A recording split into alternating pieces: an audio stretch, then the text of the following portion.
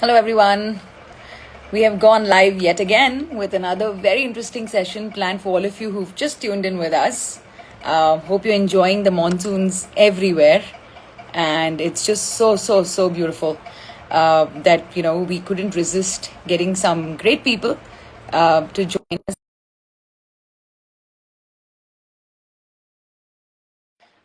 So we can give you a brilliant session for sure. So hang in there with us. Today's topic is super interesting. It's a kids literature special, and I have a very special guest with Hey me. Hi, Bhargavi, hi, Pooja. hi. Hi. Doing very Good well. How are evening. How you? are you? All good, all good. I'm so glad that we're finally catching up on this session that Yes, we've been happy talking to be about for here. so long. Absolutely, absolutely. So, have you had a long day I with your also have kid? a puppy now, so yeah, Before two kids. the session? It's been a long Ah, day. I can understand. I only have a fur baby right now, but yeah, my company is like my baby too. So it's been a long day too. I agree. The tantrums, the ups and downs, and finally we're here to talking about kids literature today. I cannot believe Yes, that. very That's amazing. excited. Something that's so dear to me and you, so it's going to be a fun conversation more than anything else. Absolutely, absolutely. So when we do these author connects, which Right Order has initiated, the publisher that we both share, it's really wonderful that I'm meeting a lot of people for the first time, but it doesn't feel like it's the first time. And especially when we talk about common topics of interest, the conversation just flows. And we're talking about different things that have inspired us, things that we're passionate about. Why do we write? Who are our readers? What are these readers expecting? All that. So I'm hoping to explore all that in the kids and the children's literature space with you because you've authored two fantastic books. Why don't you tell us a little bit about yourself and how you got into the journey of Absolutely. I writing? can see some Please go of ahead. my friends here, also moms. So I'm so happy that you've joined this session and it's going to be relevant, hopefully, because you read for your kids. And we're talking about children's literature. So I'm not a born writer. I don't think anybody is, but Okay. I think I've spent a lot of time writing beyond books. My work has got me to write a lot of content. That content has been in the form Okay. of blogs and emails and notifications and Sure. SMS, short form, long form, lot of content. And this was even at Yeah. a time when I started my career, I used to write for the newspaper, I used to write PR articles and whatnot. And over time, that became digital content. Oh, And nice. at So some point, all of, you had a PR yeah, background. I'm so sorry, just to get in here. I've You have a studied PR communications background? and marketing in MBA, but I Okay. think it was always something that I believed in. I wrote a lot and I expressed Sure. myself through words, even through childhood. My aunt was very supportive of me writing. So she made me write autobiography Sure. of a 5 rupee note or, something about a car that we recently got. We used Wow. to write about this just to express it in very interesting terms. And my mom always encouraged this. She's read Yeah. it, she's shared it with everybody. At that point, probably I was embarrassed. But over time, it seemed like, when people encourage a lot of what you do, which is also a thing we should do with our kids, right? Yeah. Small tiny things when you give them Yeah. encouragement of, hey, you're doing this well, it may somewhere sit in them that, hey, I'm good at something. I should, pursue this a lot more. So that happened with me, and that's where I Yeah. think Yeah. content took off a lot more. I do have a PR background. I've worked at PR agencies. I worked with a lot of big brands, a lot of Tata brands, written for Tanish, the Taj hotels, and Nice. whatnot. And it's been a fun ride. Taking content from Yeah. newspapers to Yeah. today, I also help in producing a podcast, audio content, video content, a lot of Very that. nice. But at some point, all of this lived on the cloud, on the internet, right? And when I had a Yeah. little kid, I was like, Yeah. oh, no screen time. How am I going to share my world of words with him? And that's when I'm like, we need some of this Yeah. content to come out of, just the screen and be on people's tables, be there for people to kind of touch and feel and read. And that's why I Yeah. went into Absolutely. publishing a book. I think the pandemic played a good sport. My husband was very supportive and he's like, you have all these stories, you tell him. Why save it only for him? So take it out for the world. And yeah, that's Yeah. that's my journey. Let me hear yours, Bhargavi. How did you get into writing? Sure. What a fantastic journey you've had, first of all. Kudos to that. And I think a lot of our early childhood really shapes up into the kind of people we become, not just professionally, not just as a career, but in general. Our interests, our creative expressions are defined a lot by the world that we're exposed to in our childhood. So I think a lot of moms, a lot of parents who've joined us today, I guess they're already doing it, but I think it's so much more important to stress this point that today there are two people sitting in front of them, both of them shaped by their childhood experiences. I had a very similar, I think, encouragement at home, just like you. It came to writing.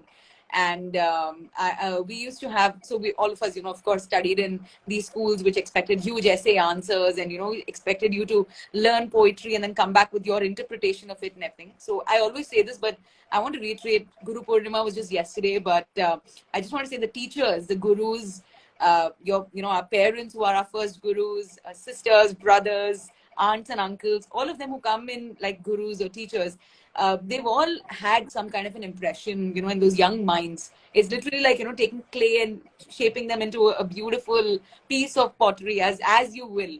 So I think that's exactly what happened to me. I was influenced by a lot of really good, smart, strong, creative family members to start with. And then I was exposed to very amazing teachers, both at literature, in history, in science, and others. And what they taught me really stayed with me. And especially expressing a poetry in your own way was one of my favorite things to do. I remember in school, they used to show us, on Fridays, we used to have this movie hour kind of thing, like a 0 hour, a zero period. And they would show us amazing Disney films. I remember watching Bambi and then, like falling because I didn't realize the movie was about, what it was. And I'm going to spoil it for all those who haven't seen it or read the book.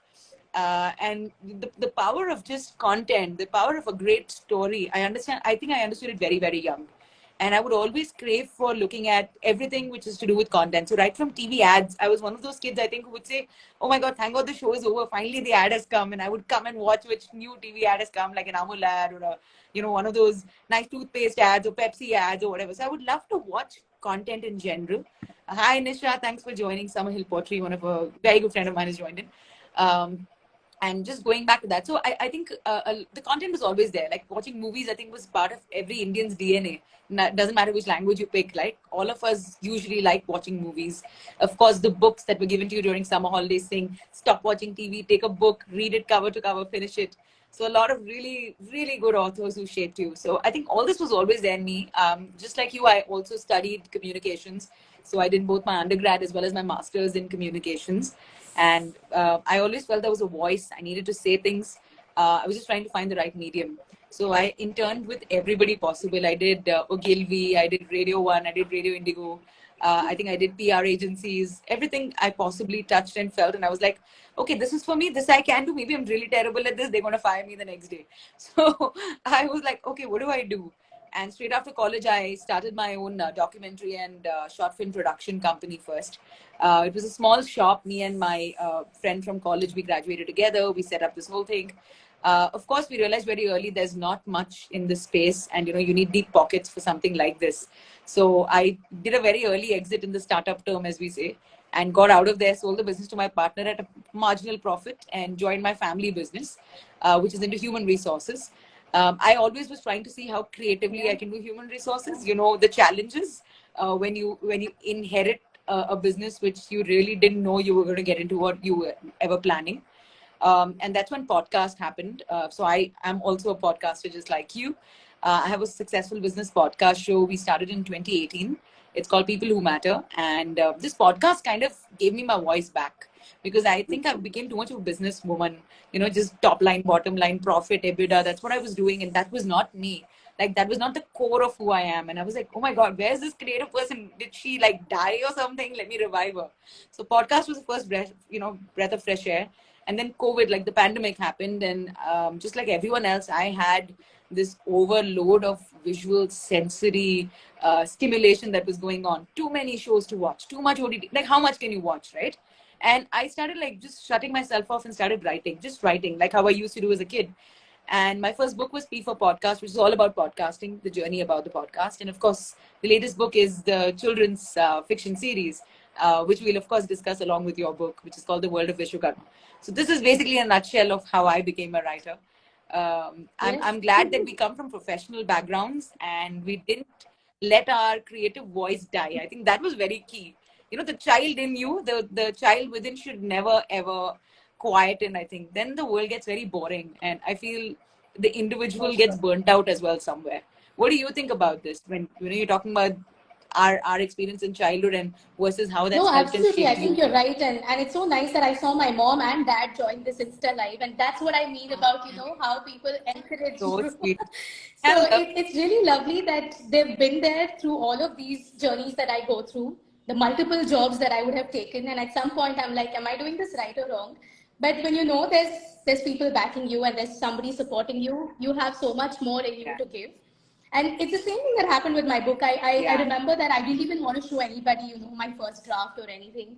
And the day that I actually revealed it, it was at a family get together that all of us were together. And my mom actually had tears in her eyes when she saw the book.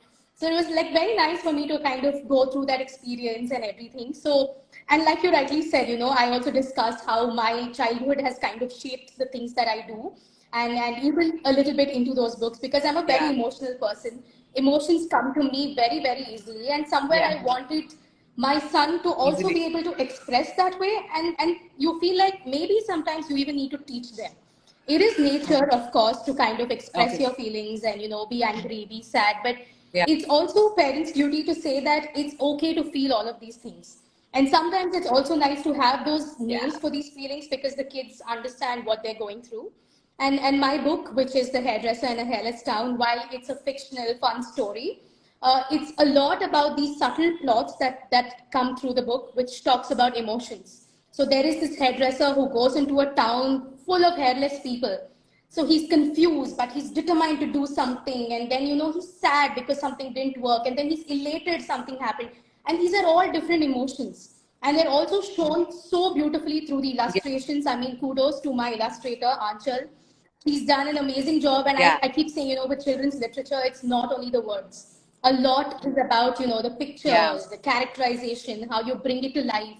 And it's so nice to kind of yeah, sit through that behind the scenes, make it work.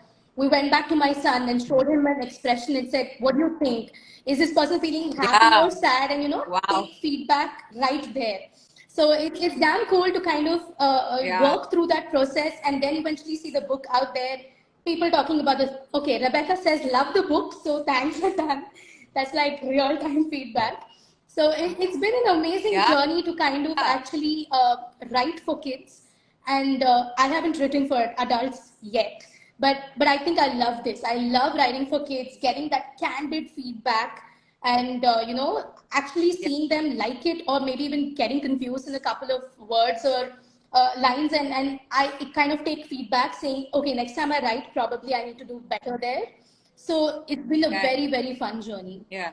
How's it been for you? Have you been Understood. seeing some real time feedback from readers of your book? No, absolutely. I think the best thing about today's social media day and age, or just technology, is that everything is instant. Right from getting digital payments down till instant feedback, which is a make Yeah. or break for your dream project, right? And that can be both in at work, which is even more instant, and definitely after writing a book. It seems like just writing the book is. I always thought finishing the manuscript was hard. Little did I know, waiting for the feedback, like getting it printed out there, doing marketing for the book, and then waiting for the reviews to come in, and then waiting for and then getting covered in press and media and stuff. I didn't think that was going to be the bigger journey that that would constantly stay with you. I kept thinking the writing process is what stays with you, and after writing two books now, especially the second one, The World of Vishwakarma, this truly is, I think, one of the books or the concepts or the series that I've imagined for a bit now. I am a kid at heart even today. And I am a sucker for fiction, thriller, mystery. Mystery is one of my favorite genres. I used to be a student of history and loved that subject, but I knew a lot of people who hated it all around me. So this book is actually written from their perspective. The hero is them, not me. Sure. So the hero, just to give you some context for all of you who've joined in, so Vish is a 12-year-old boy. He is a boy genius in terms of science and in terms of math. And he's an inventor. He creates things just like his namesake, right, Vishwakarma. He's this kid who constantly thinks on his feet, and his grades constantly keep getting pulled down because of his history marks. He hates history. To make matters worse, his mom's the history teacher in his school, so Oh, they wow. constantly at loggerheads. So the book is also about their relationship, how it grows, what happens. One day, Wish, of course, for his insolency in the specific subject, he gets punished for it. He gets jobs to do, chores to do for it, and accidentally he travels back in time to a very significant period in Indian history. And it's dynastic wars are going on. The North is trying to, conquer the South, and he gets caught in between that. There's spy versus spy games So this everywhere. goes back into This real kid Indian is history. confused at first. Real Indian history. Yeah, yeah. Real Indian history with legendary Indian history characters. I'm not going to reveal more than that. You should read the book. But the character Okay. also travels back to his present, which is the future, of course, for history. And he realizes he's the only one from present day who can do this time travel back and front, back and front. So the evil genius that he is, he goes like, okay, so I'm going to go back in time, start deleting history so it doesn't get printed or registered. I never How have to cool read is it. I don't have to that? pass an examination. So Now I don't know if I want my son that's to be the rich or motivation. not. But that's such a cool concept, yeah. The double-edged sword. I'll tell you, it's a double-edged sword. He's a very endearing character. You're going to fall in love with him, but you're going to definitely question some of his motives. So it's a double-edged sword. It's a good, fun read for all those who want their kids to just explore the world out there, get creative. But definitely, there are some Awesome. lot of good life lessons in there, good morals. Because the book was approved by my nephews and nieces and my sister and sister-in-law, and they were very strict about it, saying do not send out wrong facts to your You went nieces. back Our to kids are study reading history to this. You write this don't know book how on these. history, which is so cool, so very cool. No, I just went back to a subject I love so much. Like the research that I had to put into the subject was fun for me. Like, I would look forward to the work day getting over to come in the evening or in the night and just like pour over this over hours. I remember a couple of work parties I'd come back, from, and I was in this zone that I was so happy and excited. Like, wow, what a great day. And I closed my day by writing like some 3 chapters of Vishwakarma. And that was a good day. I loved it. I'm like, wow, this character is like amazing. I love this world that he's in. And the series basically continues. So in every book, it's a 4-part series I've written. So with every book, he's going to travel back in time to a Okay. different time period of Indian and global history. So that's going to be the fun elements of it, and you'll journey with him. The characters will grow. It's about friendship, mother-son relationship, just how the world shapes you and who you are. But when you said about reviews, in fact, just yesterday I put out an Insta reel. It was my nephew giving me feedback for the book because he happened to get one of the first few copies. He finally read it after his exams were over. He was allowed to do it.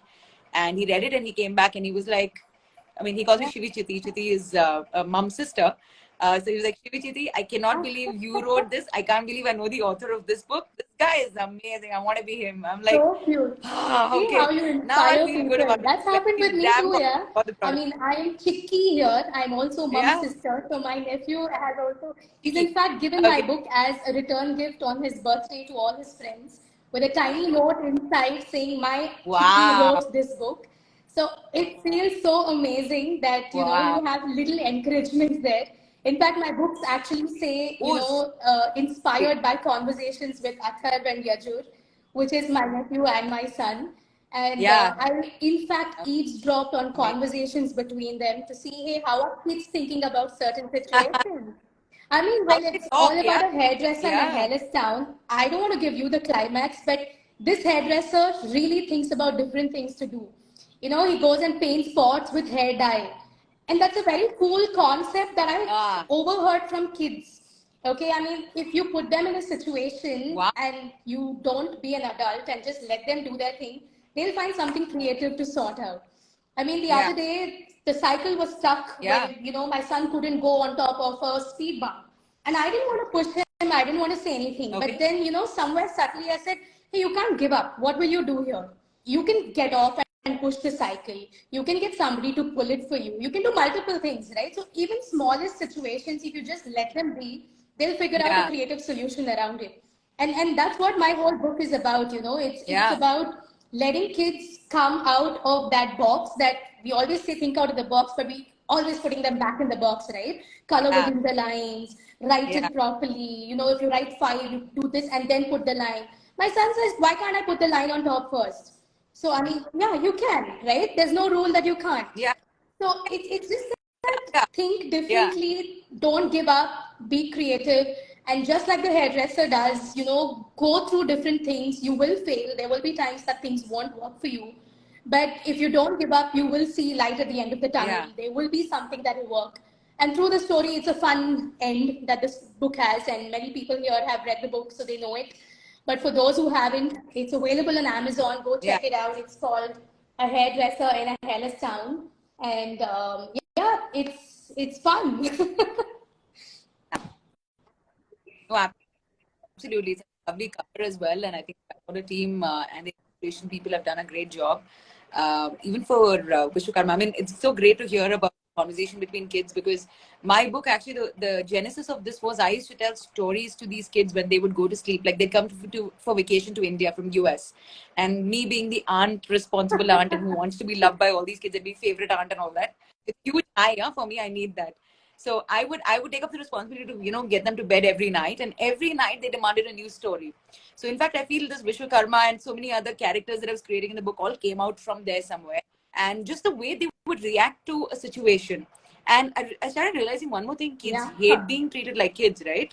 They want to be treated like equals or grown-ups or adults, and if you do that for them, they're like, oh my god, you're the best person I know in this whole world who respected me, who saw me not as some tiny chutku or oh kiddo, but saw me and addressed me for my name, which is so cool.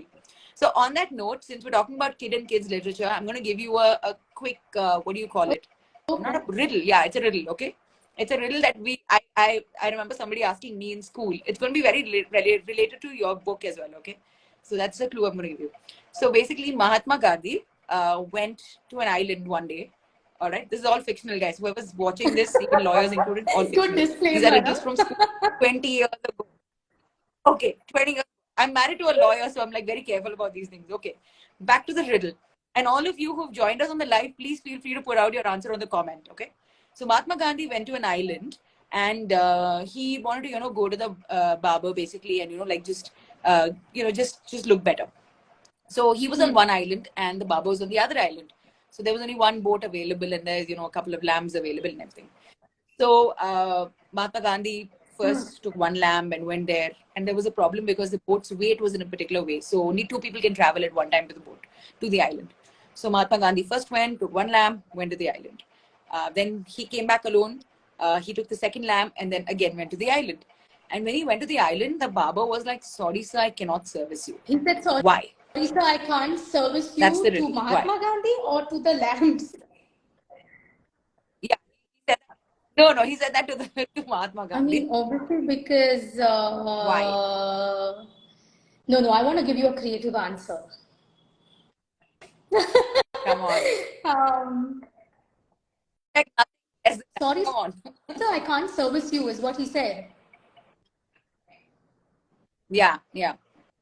There's Mahatma Gandhi and the two lambs are there on the island with him He and the didn't Baba. have his scissors. He did. No, he had all his equipment. Um, Yeah. Anybody from the comment section, guys? Whoever wants to answer this riddle, you might have heard this in school for that's sure the 20 whole years ago. tiger Just a and miraculous lamb reach to and the right elephant answer. go on And the boat together. sharing. That's the riddle I've heard. But this Mahatma Gandhi one is Yeah, yeah. So I mixed two riddles and gave you one so that you don't remember the answer. That was no. the point. I'm imagining this Mahatma Gandhi to have hair, okay? But still, the guy says I can't service you. Now I want to know why.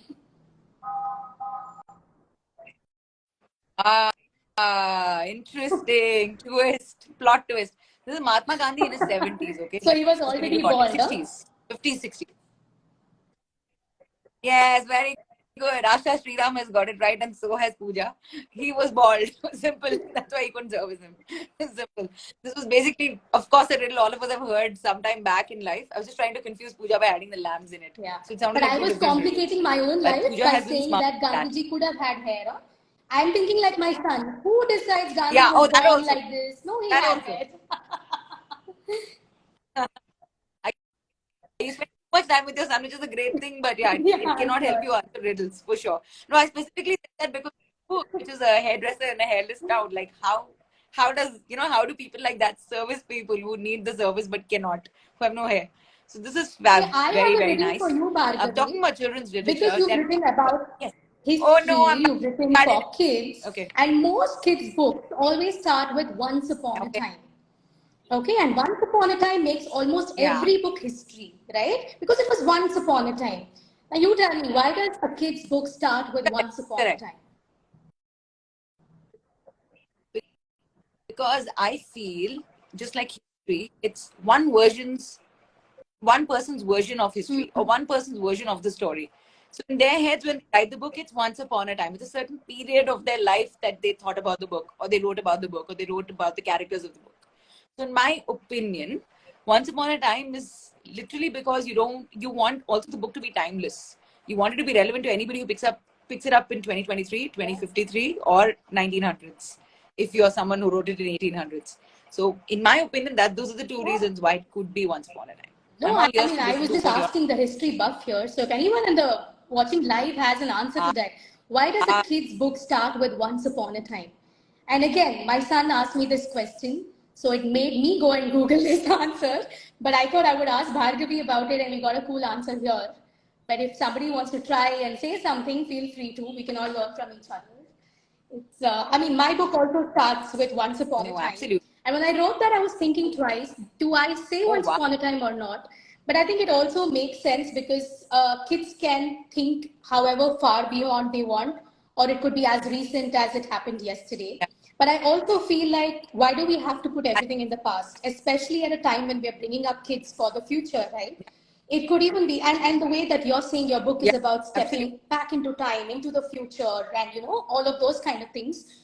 We probably should change that, and I may do that in my next book. But it's a good point to have when we write for children, that they can have doubts like that.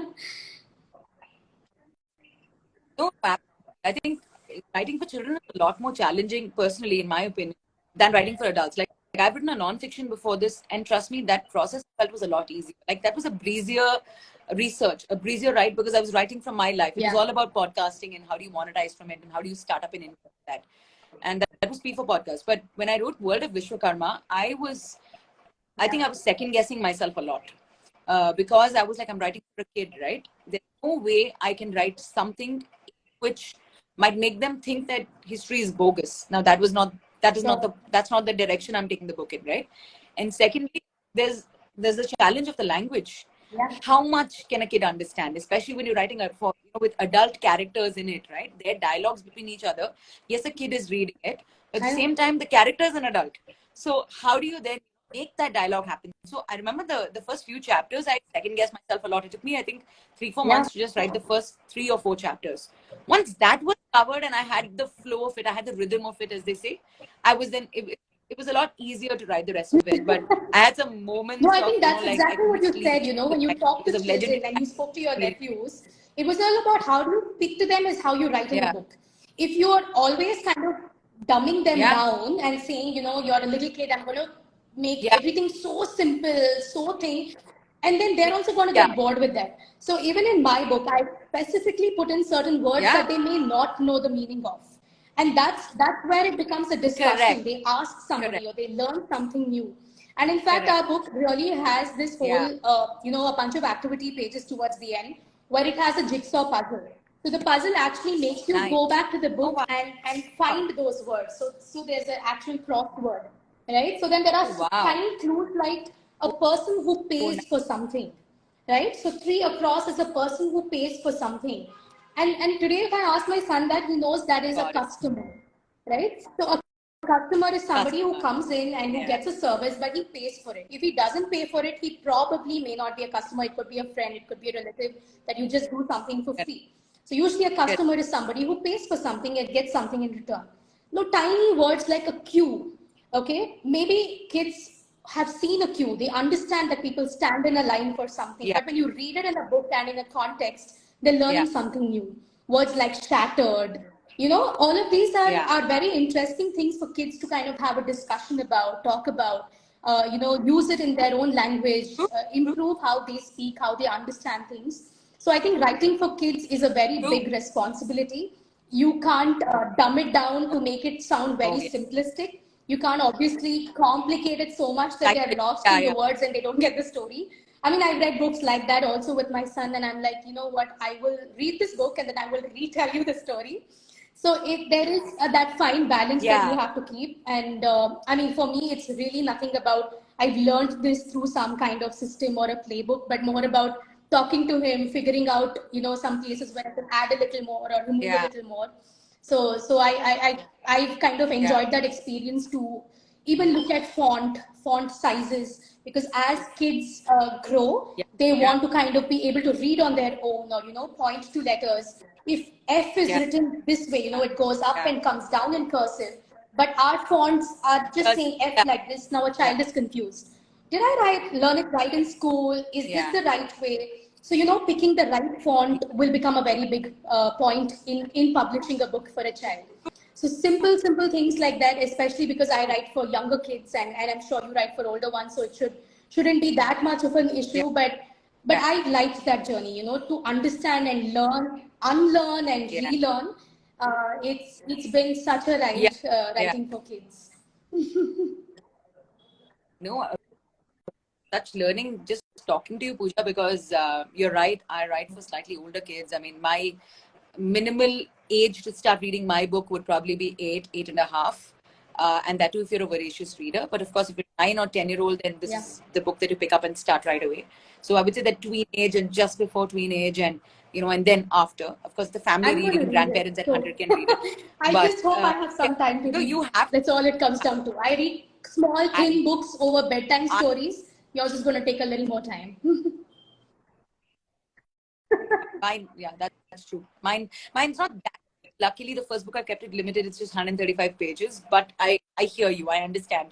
Like I said, I have sister and sister-in-law who have given me ample amount of feedback to tell me, okay, my kid is in this age group. Can they read this?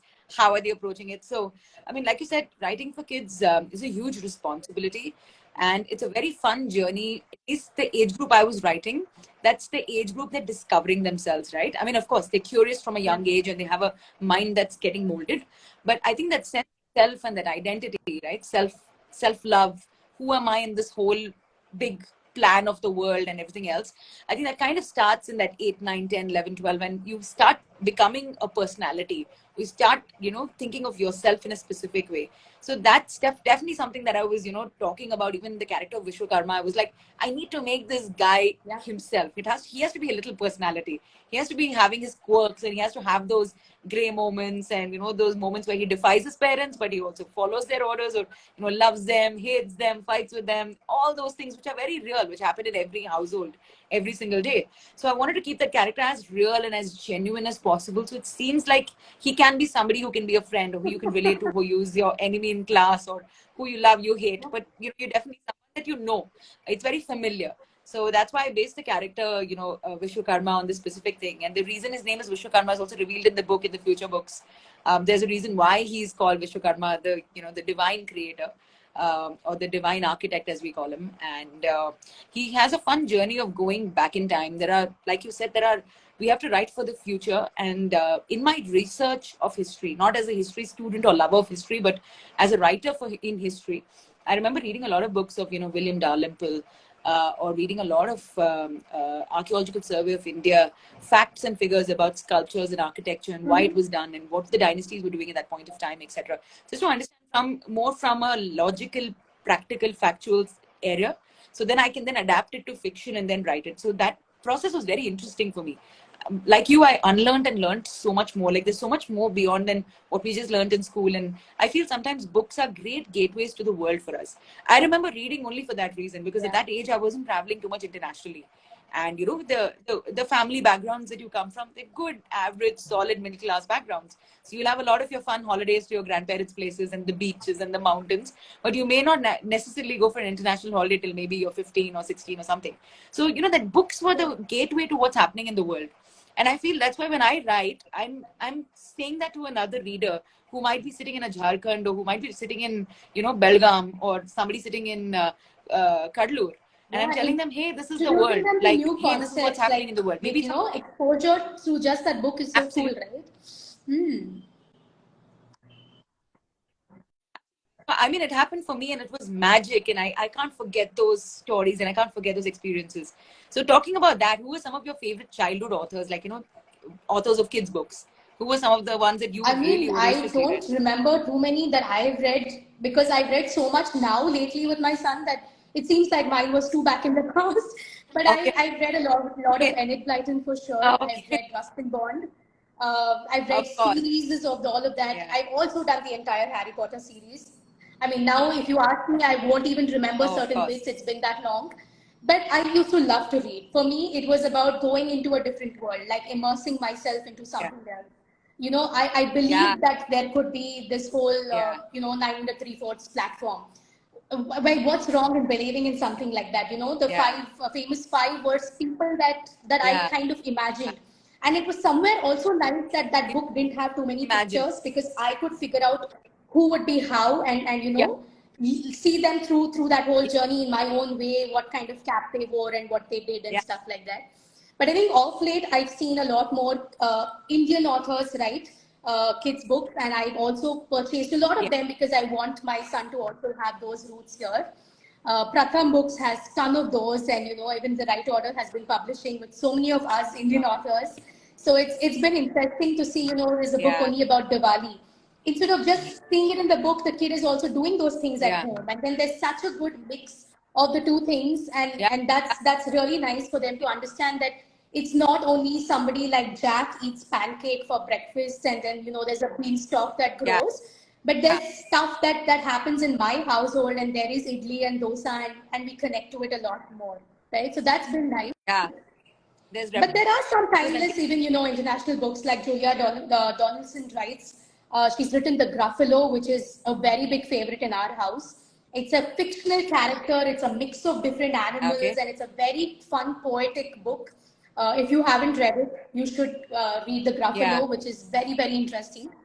Oh, I and have to. and my son and me, we Okay. enact the book every I have. time we read it. It's never going to be only reading. It's Oh, going really? to be a lot of voice and modulation and creating the Oh, character wow. at home.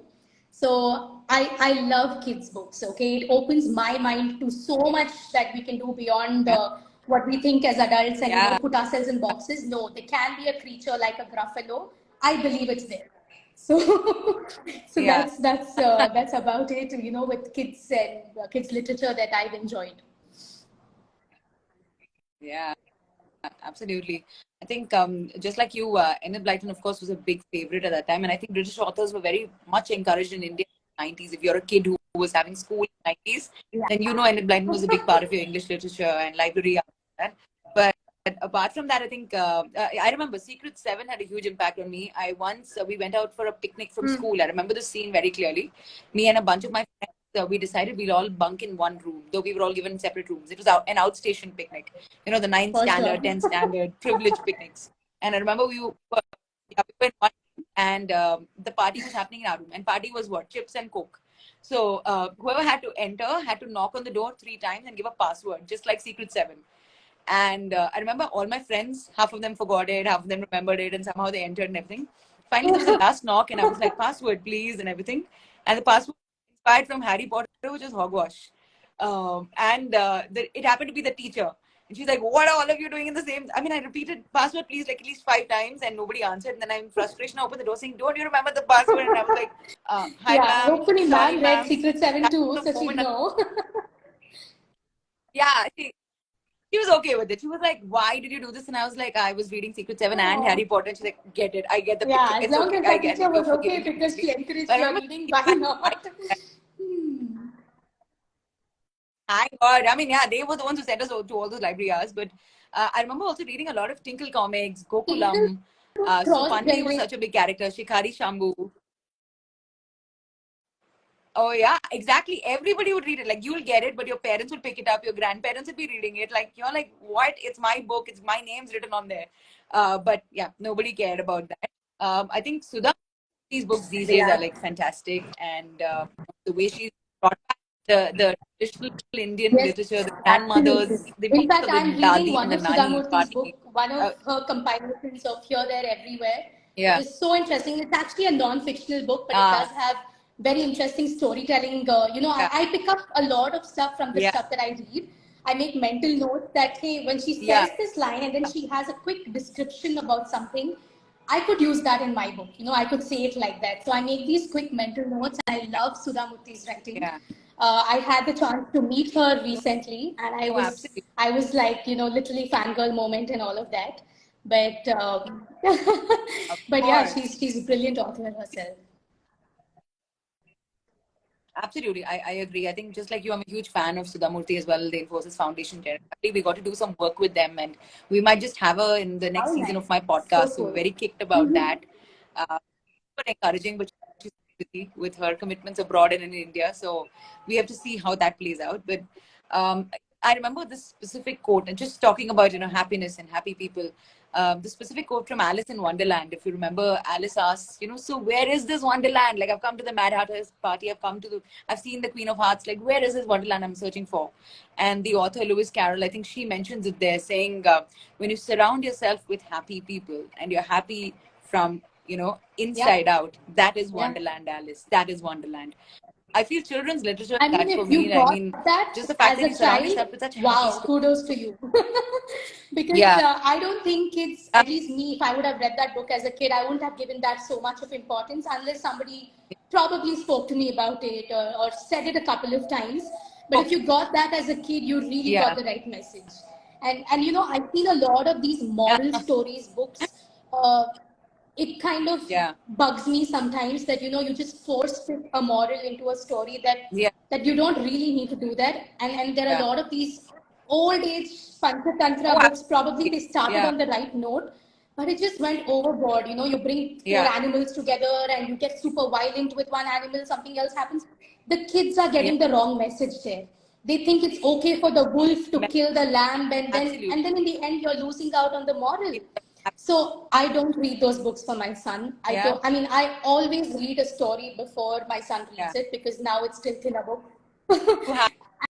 And I'm very Yeah. sure You're, of if he's not going to get the absolutely. right message, probably this is not the age he needs to be even Yeah. exposed to a book like It's that. not- So when my mom also tells him mythological Yes. stories, I'm like, I get that Kamsa is a bad person, but can we switch the story a bit and just say he did bad things? We won't say he is a bad person, right? Yeah. So by He's changing not those bad. little narratives, Exactly. we can change how kids can think. So it's okay that Yeah. things happen in the world, situations happen. People can do wrong things, Yeah. but you have a Yeah. Yeah. chance to correct yourself. That's the message you need to give people. And Absolutely. probably Kamsa had the chance and he didn't take it, or whatever, all of those things, and all the other monsters that happened and all the other Yeah. stuff that happened in mythology. It's okay to tell the kids about it, but Yeah. give them the right message towards the end. If you leave it as a story, don't expect the child to get the right moral or the right message Yeah. themselves. Yeah. Absolutely. I also think, in kids' literature, sometimes we're so conscious about the black and white. At least I've seen a lot of books that I read growing up. The gray is often missed. And that's something I feel I was exposed to the gray in people Yeah. perhaps, a lot later in life. Maybe, late college or early job. And I was Yeah. like, I should have known this earlier. Like, I should have known this about people. No, How for could I be so sure. foolhardy thinking I was so naive, I felt. Like you just trusted people and you felt Yeah. everybody only has good intentions or they're completely bad. And that gray areas then all of us, including you and I. And I was like, this is something that should be explained. So when I was writing Vishwakarma, I was very careful to make Yeah. sure that characters are real. Like everybody has a purpose and motivation. Yes, this is the hero and this might be the nemesis, but not really the antagonist. But I was trying to make sure that all characters show Mm. their human side. So the child reading it realizes that this is the world that I'm going to go into. These are the people I'm going to meet. And be forgiving. A little forgiving, I think, is required in today's world because Yeah. tolerance is so limited today and we're all on the edge of everything. We're all so instant about everything, including our reactions to situations. I just feel this introducing a lot of these concepts about just human behavior and human beings, like you said about Kamsa or Ravana or any of these, characters who were more villainous. They were portrayed as villainous, which is not true. They I did a mean, lot it's of only good now things because that we before the read very, about, a few. other villains like Kaikeyi, but she has a background, and there are stories written only about that. Yeah, Because it opens your mind now as an yeah, adult yeah, that, hey, yeah, all that you heard through childhood that she's a bad woman, she won't take care of her stepson. There is yeah. probably something more to that character, right? So it's okay to learn those sides. It's okay to flip it Exactly. around and figure it out. And it's nice to leave Correct. those gray portions out there Correct. So definitely we need to expose them to those Yeah. tiny villains, but not make it all about, a person is bad. Yeah. Give them the right messaging, and I think kids books and kids will figure it out from there on how to deal with reality of life and stuff like that. No, they're smart enough. Yeah, I mean, come on, they know what to pick up. Like we are designing cover art for That's catching another the thing. eye When of you a write child. kids' books, Okay, you're and the actually child. selling to the parent and then to the child, right? At least for the kids Yeah, that I that's write, I can't that, expect a child to say, hey, I want this yeah. book, when obviously there are so many flashy covers. It could be I anything. want this. They're in a candy store, literally. Yeah, So it's yeah, also about, those things yeah. to parents. And my books, at least the two that I've written, they specifically have a page which says note to parent. Why should you buy a book like this? Why should you invest your money or time? Yeah, And I would always say, hey, take that moment to read a book, or probably yeah, at least a couple of pages of the book before yeah, you buy it for your kid, or give it to your child to read. Because if you get the right yeah. message, probably you have a discussion about it with the book. It'll help, at least that investment in that Absolutely. book a little more. So that's a great initiative, and I think that's something that yeah, I'm going to learn from. Sure. I'm going to take that back with me. Since my dress is a child which is slightly older, and For today's sure, yes, 10-year-old why can not? I mean, be my an influence 5-year-old decision also at can, home. but I may So not trust every choice he makes. So more to trust that 10-year-old. Yeah, absolutely. Absolutely. But I think on that note, we should both share the book covers and tell people where it's available, because it's been a nice, lovely, long chat. But as all good things have to come to an end, so does this chat. But I no, guess, for yes, sure. this is the moment. This Please go is ahead, Pooja. Hairdresser in a Hairless Town. It is available on Amazon, which is the Yeah, easiest. Comes to wherever you are. But yeah, if you're also yeah, close to a bookstore, you want to actually go touch it, feel it, flip through it. It has some very, very interesting illustrations. You can see how there's just one person yeah, with hair who's the hairdresser, and everybody else doesn't have hair. And my illustrator has done an amazing job. There are also tiny things like, we make sure there are yeah, different people with different color skin tone to keep that, diversity, yeah. inclusivity. We also have somebody sitting in a wheelchair, because you never know, the kid who's reading this book could be one of Nice. those, and why not? We want to have everybody. There are little Yeah, pets in the book because, of course, for yeah, parents. So it's just a mix of a ton of things of that we course. think that kids today can enjoy. So go ahead, pick it up if that's something that will, entice kids close to you, your own kids. You can give it away as gifts. Yeah, it'll be happy to have reviews if you read the book, if you like it, or even if you don't like it, or if your kid says, hey, so what's so great? Tell me about it. It may just help me improve my next book. Yeah, fabulous. On that note, this is the world of Vishwakarma. This is where there the beyond, which is either the past or the future. And like I said, this kid is a boy genius, loves science and technology, hates history, gets stuck in a space where he has to time travel back, realizes he's the only one who has the potential to really alter history. So he decides to start deleting things in history so he doesn't have to study it in his current present time. That is the motivation of this young boy, Vishwakarma. But in this process, he discovers about himself. It's a coming of age book. It talks about family, relationships, friendships, goals about self. And I think the genesis of that identity, right? The self identity of who I am, what is my purpose in this world, and why are these things so different. And there's a lot of like interesting characters here, both from the present as well as the past. Some legendary characters of Indian historic stories come alive. So this is the world of Vishwakarma. It's available in India on Amazon, also available in 12 other countries. Thank you, USA, for a lot of you who've been ordering in bulk. Thank you so much. Go ahead and get this book in Europe, in US, in Australia. Not Singapore yet. We're working on that. But so many other countries, it's available. The links are in my bio. Creator_B is my handle on Instagram. And it's been a fabulous time chatting with all of you. And you, Pooja, thank you so much for your time. It was fabulous getting to know you here and the kind of world that you create through your words. I can't wait to read The Hairdresser in the Hairless Town. I love the title from the beginning. I mentioned this to you earlier. And yeah, looking forward to Oh, many thanks such a ton, conversations in the Bhargavi. It's future. been really good, and such a big thank you to the Right Order, our publisher, for getting us together. So I hope we keep bumping into each other, reading each other's books, being each other's cheerleader. So I'll see you soon. Ab- No, absolutely. And thank you for all the audiences who've joined us. Special hello to all our friends, family, everyone who's joined in. Thank you so much for making the time this evening, this morning, wherever you are in the world. And yeah, hoping to see you all pick up our books, share our reviews on Amazon, or go to a bookstore like Pooja said, smell the book, see why you want to buy this book, and go ahead. Thank you once again.